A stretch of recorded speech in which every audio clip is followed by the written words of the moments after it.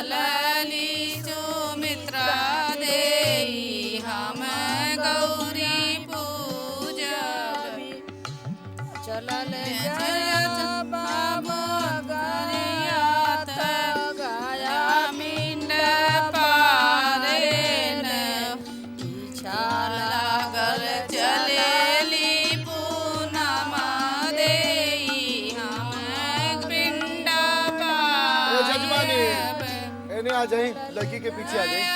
ए जोगी बाबू, एगो चेयर ले आइए तो। एने आ जाइए बगल।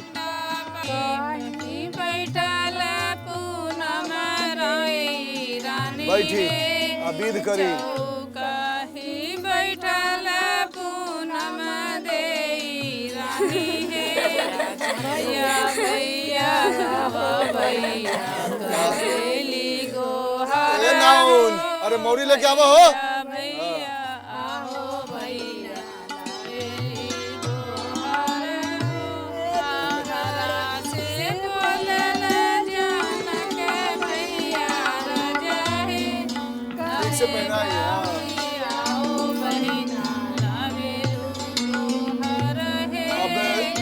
मामा के बुलाई अपना बहन के इमली घोटई है। ए जना एने आवा आवत है।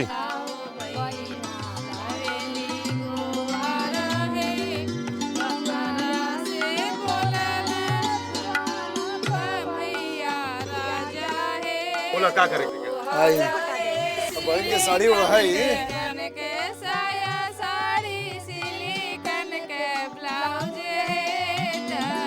जब से कि खाली साड़ी देवे से ना चली, ऊपर से दरब डाली।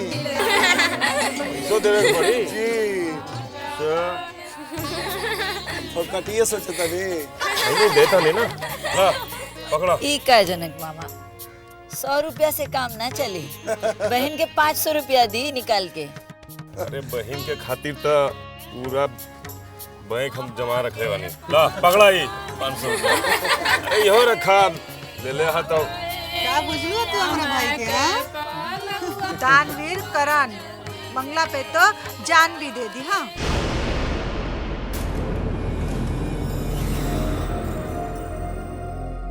अब एने आ जाइए। आई फिर 5 बेर लड़किया से कटवा के और मिले के अब बहन के हाथ में रखी। मोटा पकड़ी।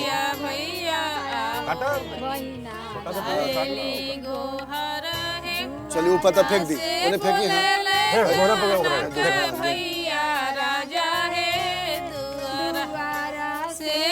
लाई लोटा दी। हो गई रोल काम। हो गई ना जी। हम जाई थे दीदिया।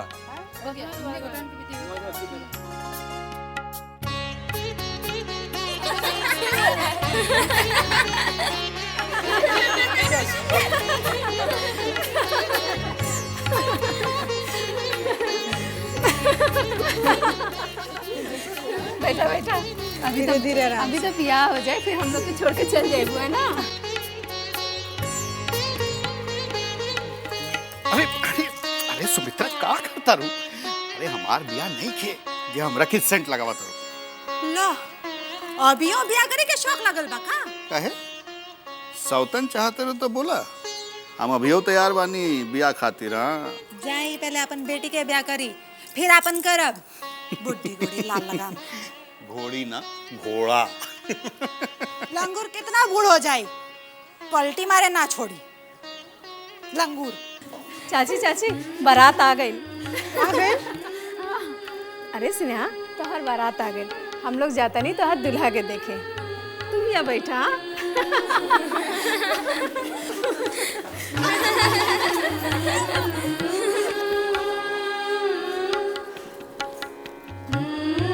हम हुआ वतन।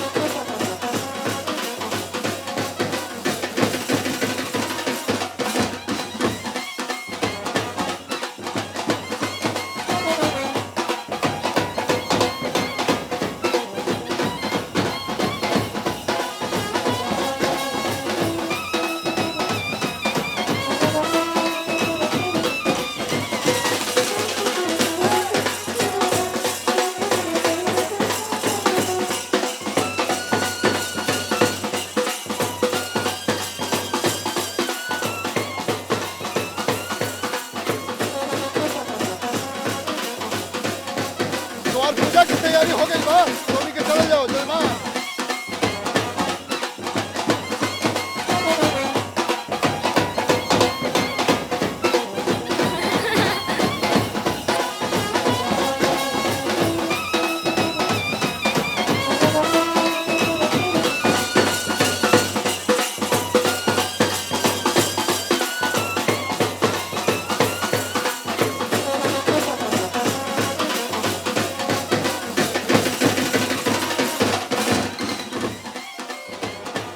कवना बाबू धोतिया हाथ पान के बीड़ा करीना समधिया से बीनती हाथ पान ओह, एने, एने, के एने आवा। बीड़ा जे सिरा कबहू ना नावले से सिर बेटी नवाए बेटी हो कवन बेटी कारण इंद्रो वृद्धश्रवाः स्वस्ति नः पूषा विश्ववेदा स्वस्ति नस्तारक्षो अरिष्टनेमि स्वस्ति नो बृहस्पतिर्दधातु मंगलम भगवान् विष्णु मंगलम गरुड़ध्वज मंगलम पुंडरीकाक्ष मंगलाय तनोहरि सर्वमंगलमांगल्ये शिवे सर्वार्धसाधिके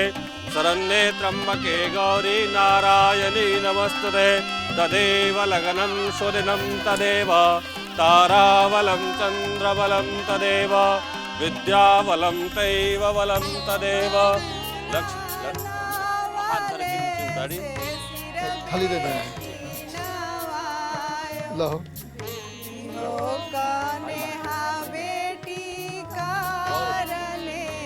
चलिए होने से चलिए होने से चलिए जे सिरा कबहू ना नावले से सिर बेटी नवाए बेटी हो कवन बेटी कारण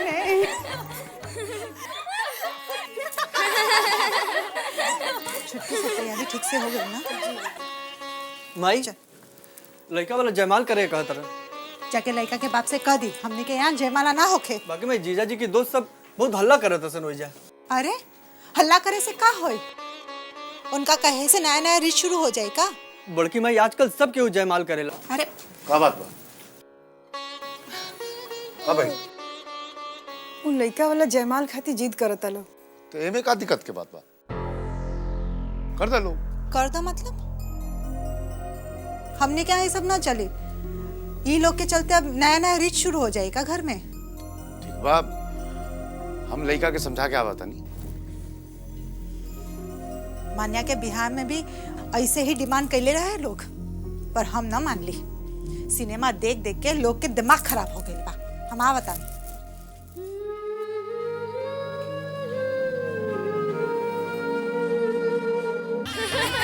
5 बार लिस्ट बना के दे चुकी है, अभी तक कसैली ना आई।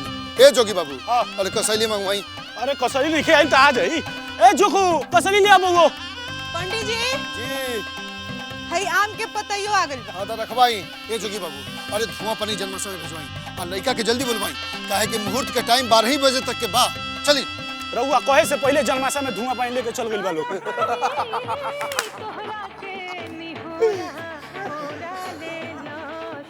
ए भैया तू तो दूल्हा वाला एजे बैठा, हमनी का जाता नहीं जा नाच देखे। चला भैया रमेश भैया चला।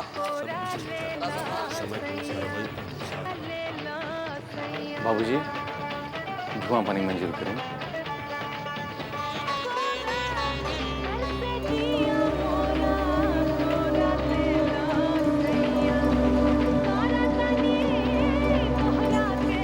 दादाजी के पास। दादाजी धुआं पानी लेके आयल बानी, स्वीकार कर जाओ। हमरा के नइखे मंजूर है धुआं पानी।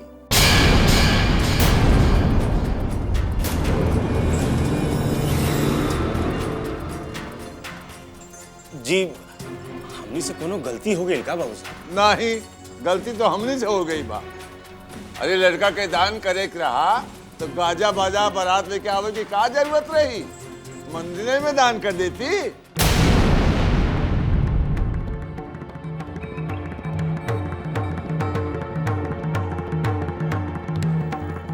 बाबूजी हम कुछ समझ नहीं ना बाबू साहब। कोनो कमी रह गई तो बताई। धोखा भइल बा हमरे साथ। ए हो उठा, ई ब्याह ना होई। चला। दादाजी जरा जरा सुनिए दादाजी। बाबू साहब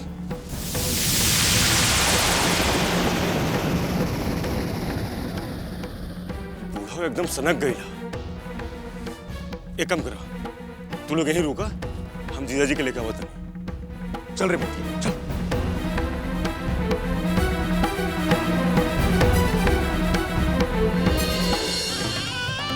का जाने मधु बाबू के चाचा काहे गुस्साइल बड़न, कहत रहन कि बियाह ना होई। का ये आखिर बात का हो? लखन तू जाके संभाला लोग के। जा तू लोग। चल बड़ा। का बात? बात ऐसा ना भैया कि दहेज में कपड़ा लता गहना गुड़िया के तो बात रहे, एकरा साथे साथ 3 लाख रुपया देवे के सकड़ले रही। ई का कहता रह तू? इंतजाम में तो लागल रही, बाकी कहीं से कुछ ना भई। कमाल करता रहा तू भी जय। अरे दरवाजे पर बारात लगल हो, तू अभी तक पैसे के इंतजाम में लगल बारा। का करी भई, सोचले रही कि हो जाए, बाकी ठीक बा, तू यहीं रुका, हम आवत नहीं।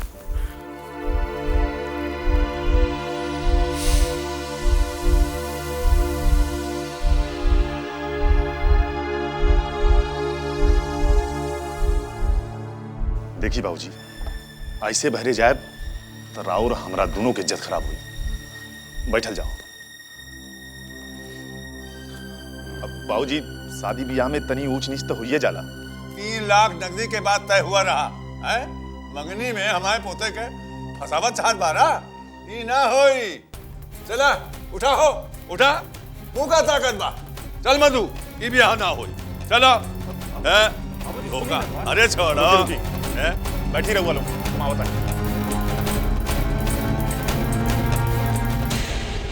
बाबूजी, बाबूजी बात तो सुनी। नहीं, हमरा के कुछ नहीं के चुने के। बैठी रहो। अरे बैठी ना, बैठी।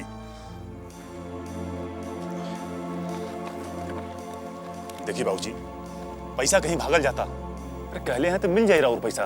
कहले रहन बारात दरवाजे पे लागे पहले पाई पाई मिल जाई। बस बाबूजी वो लोग होते बारे। सही बात। चलिए।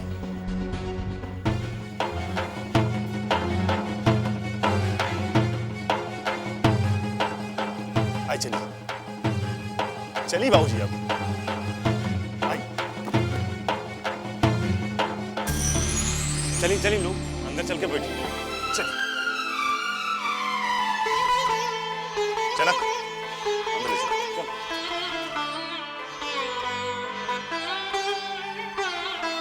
अरे रउआ लोग बैठी, कोनो बात नहीं की। हाँ चलिए चलिए बैठिए।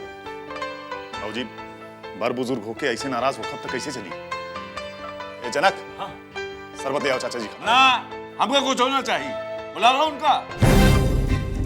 बाबूजी 5 मिनट में आ जाइए सब। हम रउआ से हाथ जोड़ता नहीं।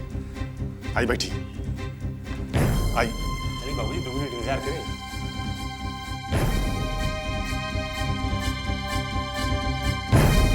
अरे लखन, ली बाबूजी आ गए ले सब।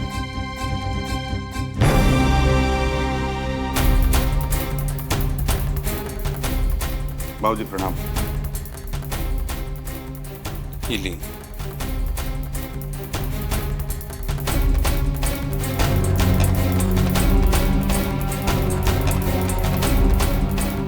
ले बाबूजी। लड़का के बाप का था, हम क्या करी पैसा?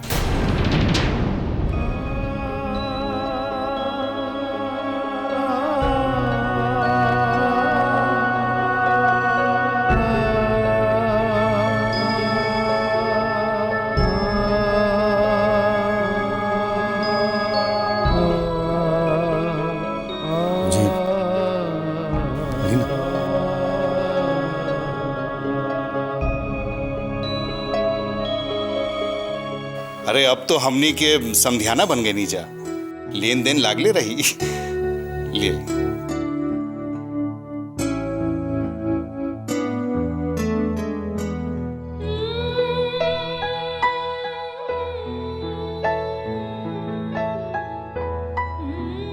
वो सब तो ठीक बा। अब बैठा बैठा तुम लोग बैठा ना, बैठे बैठे। अब पहले जैसे जमाना नहीं है। अब तो जबान पलटे में आदमी का कुछ देरो नहीं लागत है। तो हाँ बाजी, राउत सोचल ठीक बा, धुआं पानी स्वीकार करें।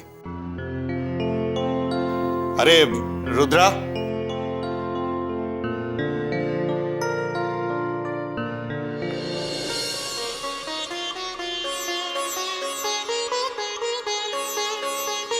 अरे लड़का लोग उठो भाई, दावत खाओ, मौज मनाओ, चलो। चल नहीं ले अरे बड़ा काम बात दीदी, तो हमारे पे हम सुन ली हा कि लड़का के दादा जनवासा से उठ के जात रहे। अरे वो छोटकू 3 लाख नगद देवे के सकर ले रहन, बाकी वो ना देल गेल रहे। यह खातिर बुढ़ऊ नाटक के ले रहे। फिर का भाई? भइल का?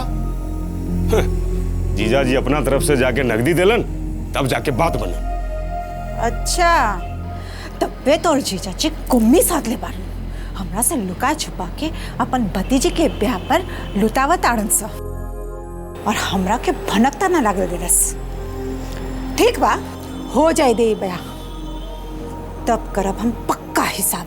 तोर बड़का पापा कोनो अपना तिजोरी से निकाल के ना देला, वो पैसा तो बाबूजी देले रहनी है, उनका के रखे के तो देला हन, आज जरूरत पड़ल हता। और का?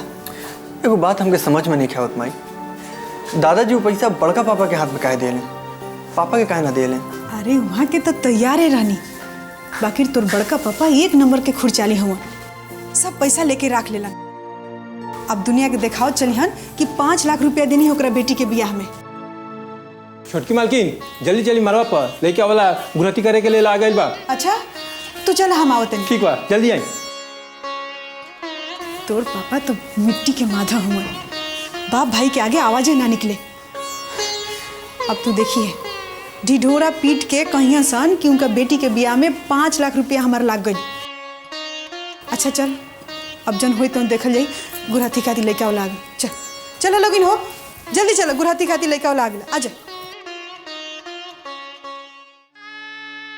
ओम स्वस्ति न इंद्रो बृहस्पतिः स्वस्ति नः पूर्वा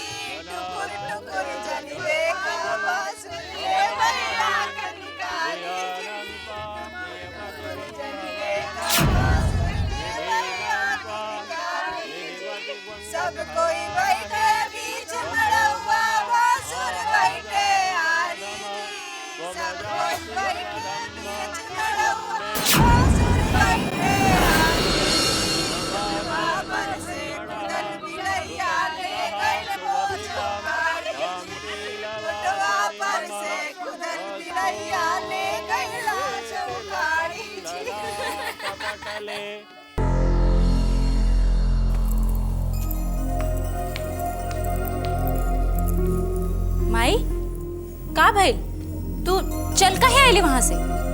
ते का करी वहां बैठ के गहना के लिस्ट तैयार करती का।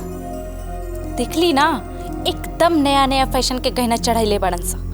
नया फैशन के गहना काहे ना चढ़ाई लोग, लड़का वाला के जेब से पैसा थोड़ी लागल बा, इहे से बन के गइल बा सब, लड़की के माई के पसंद के, उहो उधार।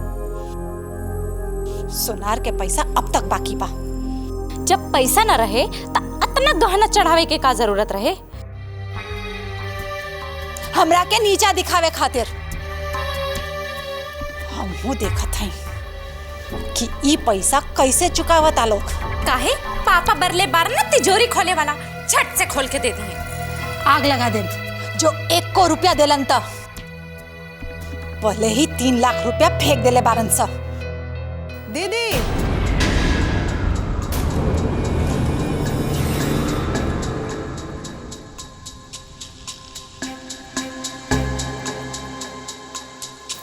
तू चुप।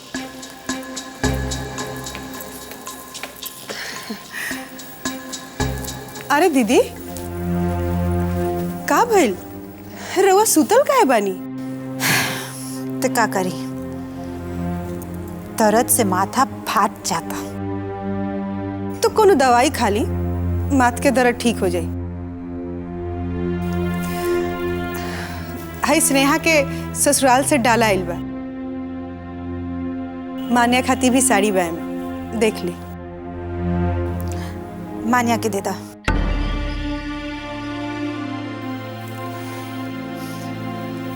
लइका मड़वा में आ गइल बा, रउआ नीचे आ जाई, बियाह के बीच शुरू होखे वाला बा। ठीक बा। मान्या ई ले, तू जल्दी से नीचे आ जा। हाँ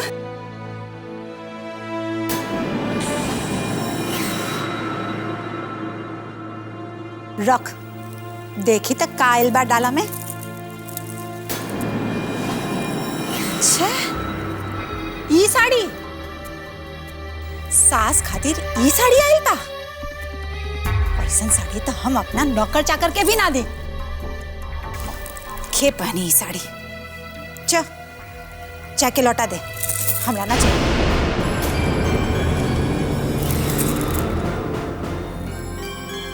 जो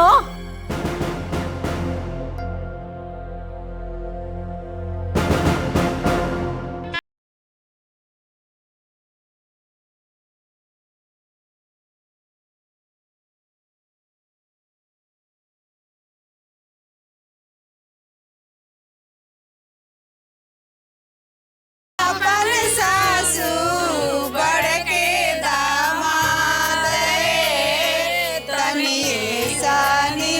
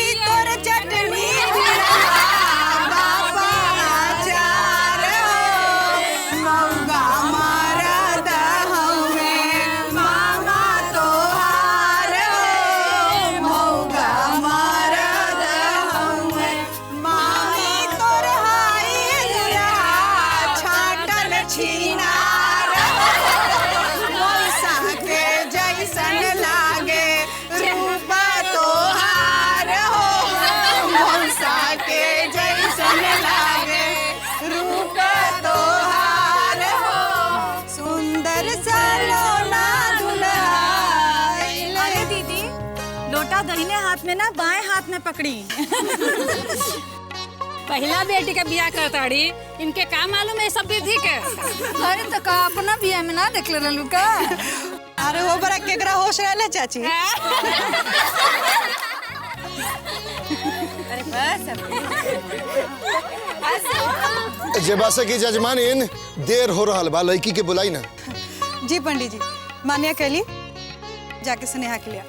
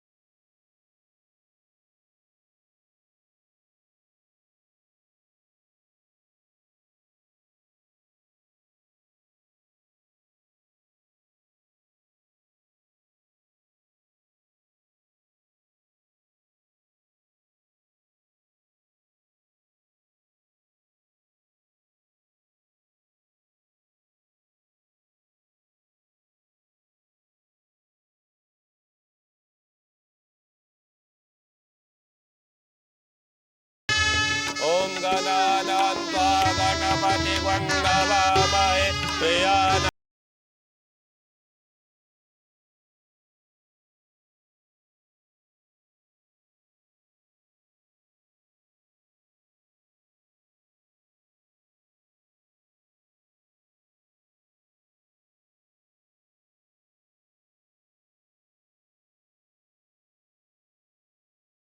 मिला जुला के सब ठीके हो गए। संधि साहब जो मधु सिंह है बड़ा सीधा आदमी, वो तो है लेकिन उसका चचवा बड़ा हरामी, रह रह के एगो नया डिमांड खड़ा कर देता है। अब क्या बोल रहा है वो? कह रहा था कि सोफा सेट अलमीरा देवे के था, तो अभी तो घर पर काहे नहीं पहुंचा है। अरे तब बोल दी, अब का? अब तो लड़का मरवा में आ गया, बेसी बोलेगा तो लड़का जेबो नहीं करेगा। हाँ हाँ, ये सब नहीं करना है। कल के बेटी के ससुराल में सब उसको ताना मार मार के। देखो जय, ताना मारेगा तो सबका जीना आराम कर देंगे। अरे कहाँ समझते तुम हमको? क्या हम करवाएं भाई? लखन बाबू ठीक कहा था। इसका क्या मतलब? बेटी के ससुराल में गोली बारूद करोगे? और नहीं तो क्या? बेटी दी है, इसका क्या मतलब है कि वो हमारा बेटी पर अत्याचार करेगा और हम बैठ के देखते रहेंगे? पापा। हाँ बेटा। पंडित जी कन्यादान करे खातिर बुलावत रहे। कन्यादान? तो जाके बड़का भैया के कहा वह करिए। बाप रहुआ है तो जीजा जी कैसे कन्यादान करिए? काहे नहीं करिए? उनको रो हक। ये बड़का भैया कहाँ? वो शिव मंदिर पर बैठल बड़ा। शिव मंदिर? हाँ।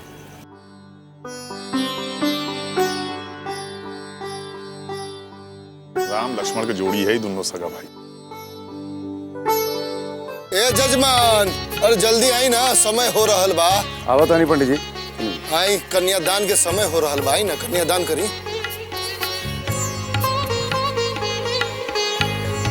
आई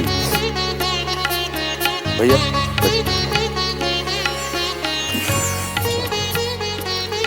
पंडित जी कन्यादान भैया करिए।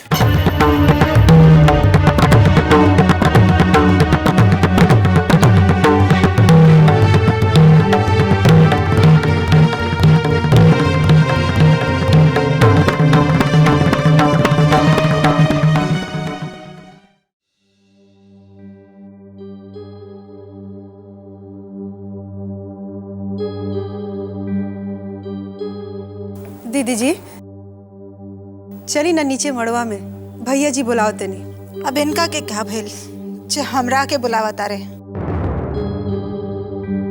दर्द से माथा फाट रहा बा। कन्यादान करे के बा, रउआ ना जाब तो कन्यादान कैसे होई?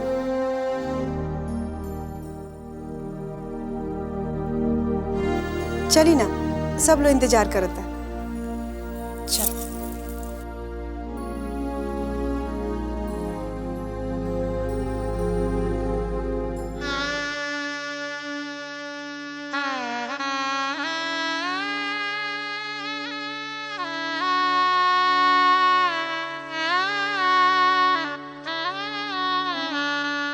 जजमान आई लड़की के बगल में बैठ जाई। जजमान रवो बगल में बैठ जाई, बगल में आई।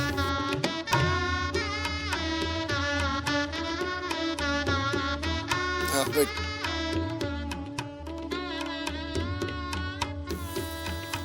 शुरू करिए सस्ते से।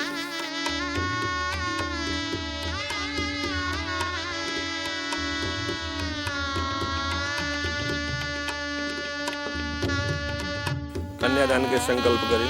हाथ बढ़ाएं, हाथ पर हाथ रखें। फूल अक्षर 5 सुपारी दक्षिणा रखी। पंडित जी थोड़ा जल डालिए अंदर।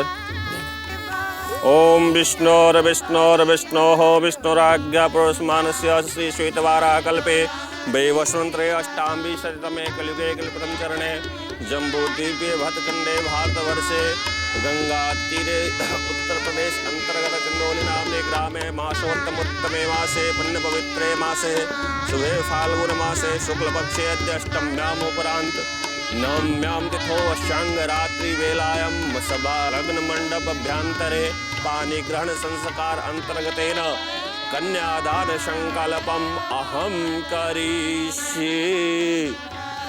थोड़ा हाथ आगे कीजिए पंडित जी, ये उठा के यहाँ रख दी। जी जी। कन्या के हाथ बर के हाथ में दे दी, उल्टा करके। नहीं ना जंगा के ऊपर में आप अपने रखिए। दोनों पाँव आगे करी। अभी कन्यादान कैला के उपरांत पाँव धोवे के हाँ।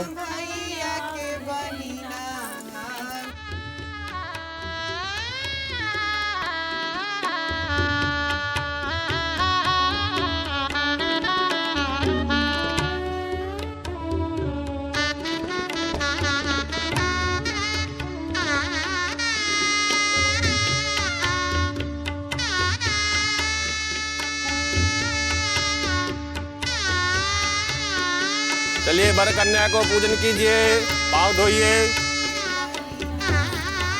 ओम मंगलम भगवान विष्णु मंगलम गरुड़ध्वज मंगलम पुंडरीकाक्ष मंगलाय तनो हरि।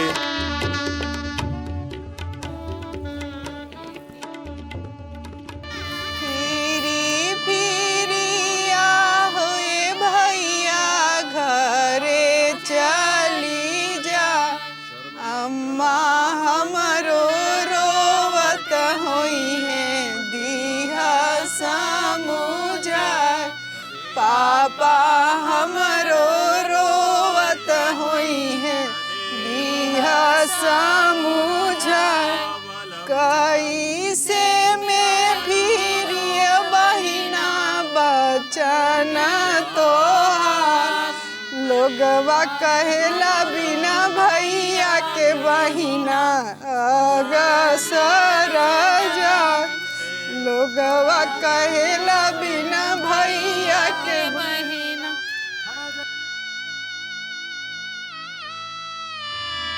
सब आदमी आकर के इनको दोनों को आशीर्वाद दे।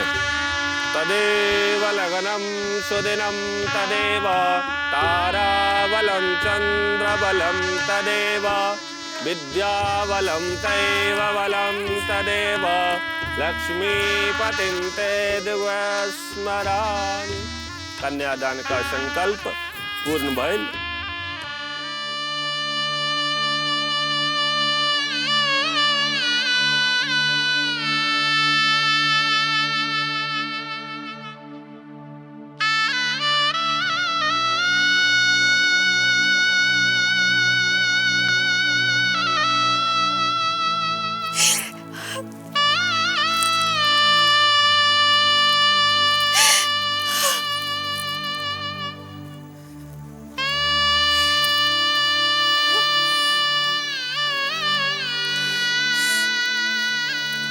मत रोई दीदी, चुप हो जाए। एक न एक दिन स्नेहा के तेजा से चाहे के रला। सच कही छुटकी, मानिया के बखत हमरा इतना ना बुझाए, मगर आज लगता करेजा फाट जाए।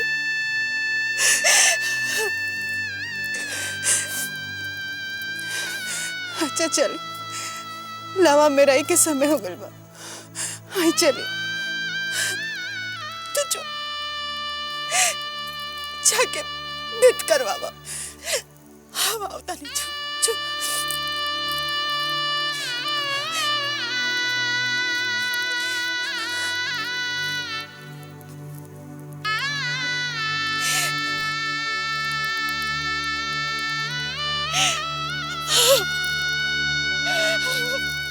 मंगलम भगवान विष्णु मंगलम गरुड़ध्वज मंगलम पुंडरीकाक्ष मंगलाय तनोहरि सर्वमंगल मांगल्ये शिवे सर्वार्थ साधिके शरण्ये त्र्यंबके गौरी नारायणी नमस्तुते।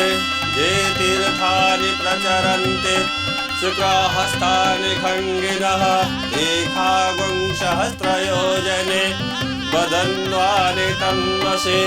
सप्तास्यासन् परिधा स्त्रीः सप्तसमिदाः कृताः द्वितीयं विष्णो नयतो सप्तसमिदाः कृताः देवा यज्ञगुन् तन्वाना अवग्नं पुरखं पशुम्। अभी फूल डालिएगा सब आदमी। तदेव लगनं सुदिनं तदेव ताराबलं प्रबलं तदेव। ओम मगाय स्वाहा। अभी आप उधर बैठ जाइए, आप इधर। ओम अग्निदूतं पुरोदधि हव्यवाह उपब्रुवे देवान् आसादयादिह। दक्षिण कोने अग्नि आर्य, अंदर डाल दीजिए अग्नि को। आप हाथ लगाइए। ओम गणानान्त्वा गणपतिं हवामहे प्रियानान्त्वा प्रियपतिं हवामहे निधीनान्त्वा निधिपतिं हवामहे वसो मम आहम जानि गर्भधमा त्वम जासि गर्भधम्मा। ओम इंद्राय स्वाहा। ओम भू स्वाहा इदं भू। ओम भुवः स्वाहा इदं भुवः। फिर डालिए ओम स्व स्वाहा इदं स्वः। ओम सोमाय स्वाहा इदं सोमाय नमः। ओम इंद्राय स्वाहा इदं इंद्राय नमः। ओम इंद्राण्यै स्वाहा इदं इंद्राण्यै नमः। ओम प्रजापतये स्वाहा इदं प्रजापतये नमः। ओम रुद्राय स्वाहा इदं रुद्राय नमः। ओम गणानान्त्वा गणपतिं हवामहे प्रियानान्त्वा प्रियपतिं हवामहे निधीनान्त्वा निधिपतिं हवामहे वसो मम आहम जानि गर्भधमा त्वम जासि गर्भधम्मा। अभी सीधे आहुति दीजिएगा। ओम गंगनपतये स्वाहा। फिर से गिन लीजिए। ओम गंगनपतये स्वाहा। ओम कार्यकर्ते स्वाहा। ओम विघ्नहरते स्वाहा, ओम मंगलमूर्तये स्वाहा, ओम माँ कृष्णेन रजसा वर्तमानो निवेशन्नमृतं च हिरण्येन सविता रथेना देवो जाति भुवनानि पश्यन्ना। ओम सूर्याय स्वाहा। अभी तक शास्त्र में ऐसा कहा गया है कि जब तक सिंदूर दान नहीं होता तब तक शादी अधूरी रहती। अभी तक ये कन्या जो है आपके दाहिने तरफ बैठी हुई, बाएं तरफ आने के लिए वह 7 वचन मांगती है। तो 7 वचन क्या है? यह प्रथम कि तीर्थ व्रतो ज्ञापन ज्ञानम दया दानम सत्यम यदि कांत कुड़िया बांगयामि तदा त्वदीयम जगदाद वाक्यम प्रथमम कुमारी। कन्या कहती है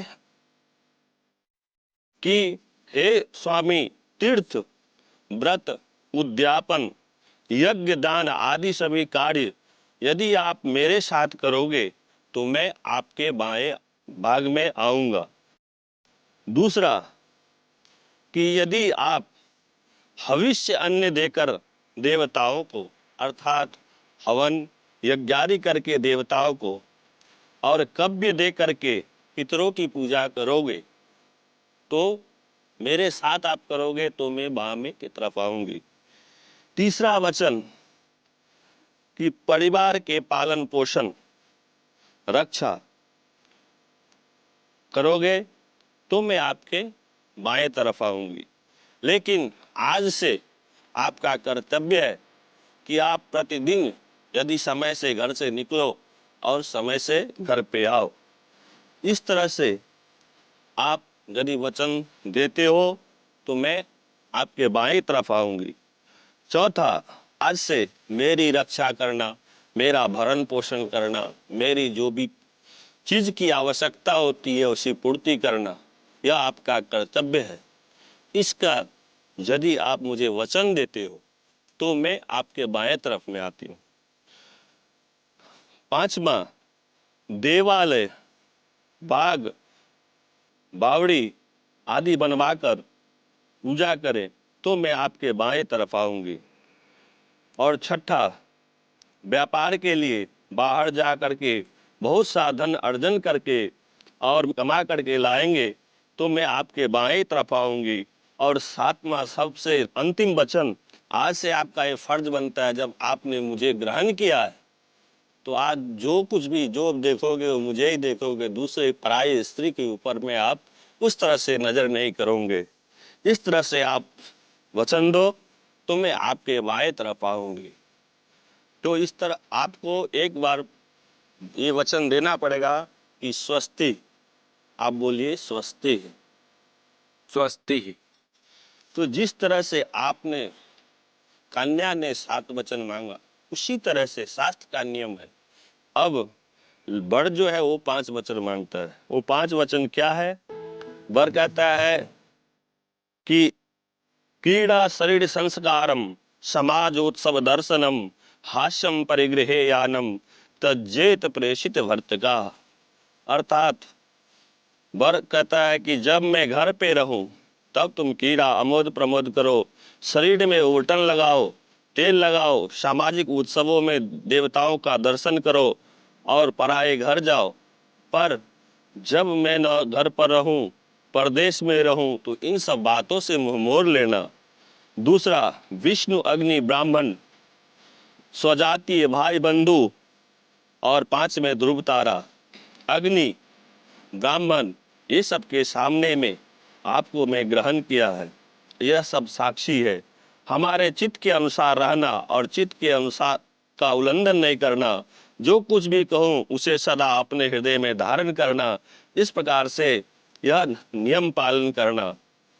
तीसरा, जिसे मुझे जिस प्रकार से संतोष हो वही कार्य करना।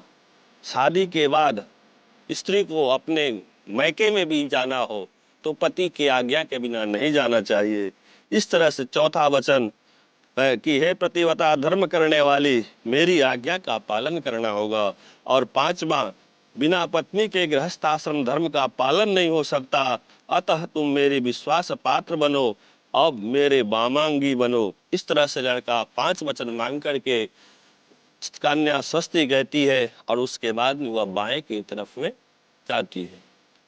तो इस तरह से ये जीवन का सप्तपदी, इसे जो कोई भी श्रवण करे और अपने जीवन में मनन करे तो उसके जीवन में बहुत आनंदमय व्यतीत होता है। यही 7 वचन कन्या का और 5 वचन जो है वर का है, इसे सप्तपदी कहा गया है। जजमानीन सिनुरदान के समय हो गई, रवा बगल में बैठ गई। ले देवा पर्दा करा। पर्दा करिए। हाँ। आइए रवा खड़ा हो जाए, लड़की के पीछे आ जाए। शिवे सर्वार्थ साधिके शरण्ये त्र्यंबके गौरी नारायणी नमोस्तुते। हाथ में सिंदूर लेकर दाहिना हाथ से सिंदूर दान करे। क्या गवल के गंगा जमुन जलधारा अचल रहे अहि बात तुम्हारा।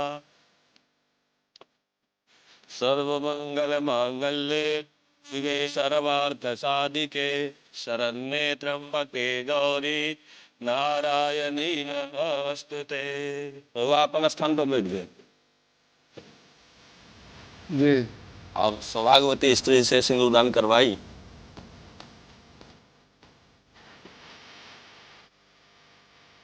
आगे चुमावन के रस्म पूरा करी।